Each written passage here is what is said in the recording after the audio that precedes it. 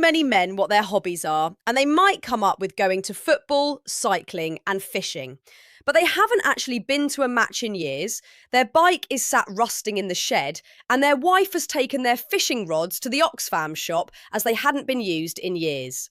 But out of embarrassment or delusion, or maybe just hope, this is what he comes up with.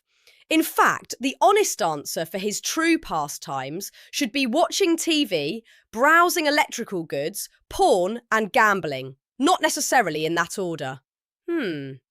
Okay, so out of the four, it was just gambling for me.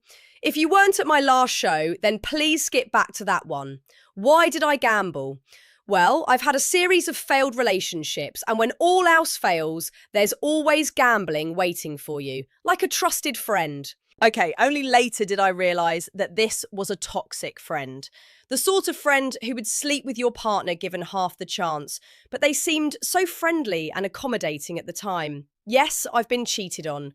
One of my partners confessed to me that he'd been seeing someone else. Bit gutting. Said that they gave him something that I could never give him. More gutting. Turns out it was a penis. I'd been going out with a gay man for months and hadn't even noticed. Then there was my childhood. There's always your childhood. I never got on with my mum. She died in January and I was left to scatter her ashes, so I emptied the urn into the River Avon in Bath where she grew up. I'd often wanted to throw my mother into the river when I was younger, so it was very therapeutic. I don't feel guilty that I felt more relief than sadness. Then I was left with the urn itself. Now, a modern urn looks more like a plastic container for pasta or breakfast cereal. I could have washed it out and been reminded of my mother every morning, but I don't want to be reminded of my mother any morning. No, of course I wasn't going to wash it out and use it. Or maybe fill it with that pasta that my gay ex-boyfriend bought and return it to him. No, I'm not vindictive. And it's not really his fault for him, lying to me, I guess. As I suppose he was lying to himself too. So in that went, into the river. I thought it would just sink to the bottom and decompose as it was biodegradable. I'm not just chucking rubbish into a river.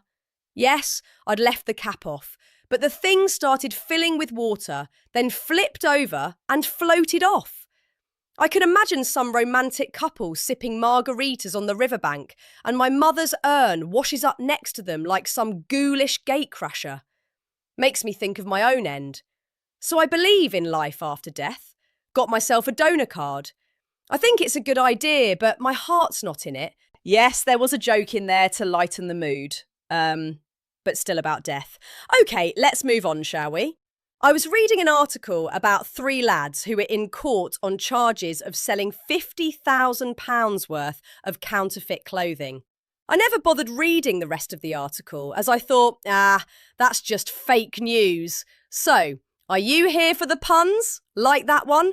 Please let me know in the comments. There'll be another one along in a minute. So what's fake and what's not?